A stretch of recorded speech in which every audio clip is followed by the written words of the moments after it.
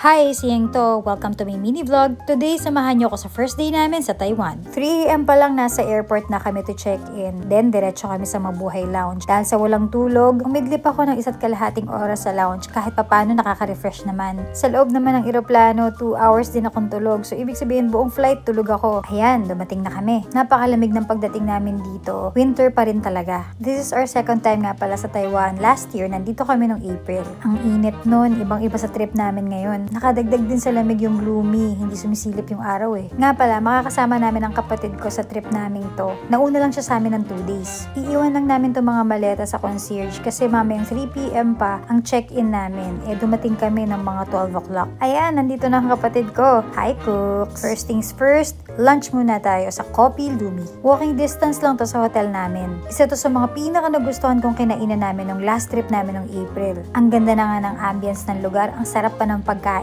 Yay! Sa sulok kami pinaupo. Alam niyo naman, introverted tayo. Ito yung order niyan. Ito naman yung dessert ko. Dessert namin. Meron din kaming tea. Yum! Bagay sa panahon. Ito naman yung order ni Cooks. Nag-fruit juice din siya. Medyo nahuli yung main order ko kaya nauna na silang kumain. Unahin ko na nga tong dessert. Cinnamon bun na merong cream cheese. Sobrang sarap nito.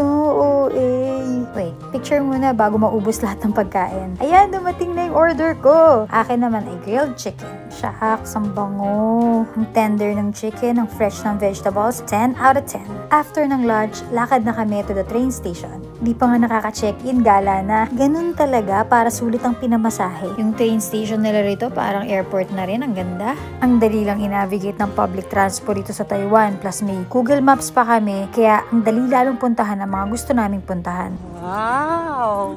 Oh, ganda. Di ba? Yeah. Ito na yun, guys.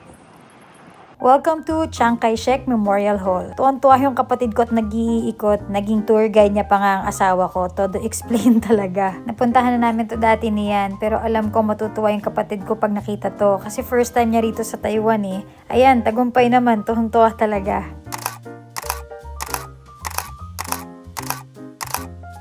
Taipei 101 Building. Yan naman ang sunod namin pinuntahan. Pumasok kami sa loob to buy tickets para makaakyat kami sa taas. May slight fear of heights ako, kaya good luck na lang sa akin.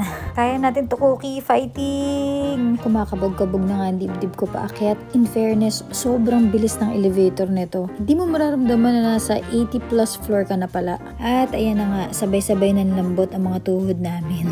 Pero in fairness, kahit nakakatakot, napakaganda talaga ng view dito. To me, worth it siyang puntahan. Iba rin kasi makita ang Taipei from this angle. Yee, si Cooks, nilakasan ng loob, pumunta talaga ng edge. Yay, na-manage ko yung anxiety ko. Bye, Taipei 101. Sakto, pagbaba namin, dinner time na, we decided to eat sa TWG sa baba lang ng building. Smile, smile, pero gutom na yarn. Order si Cooks ng pasta. Pasta din yung kayan, lasagna. Ewan ko ba, huli na naman yung sa akin, kaya itong free bun muna ang kakainin ko. Kinain ko agad habang warm pa para mag-melt yung butter. Yan, dumating na rin yung sa akin. Mine is sea bass na may kasamang okra tsaka iba't iba pang gulay. Okra muna for good digestion. Ang sarap ng sea bass. Gusto ko talaga yung ganitong isda kasi sobrang gentle sa stomach bilang mahina ang panunaw ko. Super solved sa dinner, kaya naman ready na kaming mag-check-in sa aming hotel. Oo, ngayon pala kami mag-check-in. Anyway, thank you for watching this mini vlog. I'll see you again on the next one.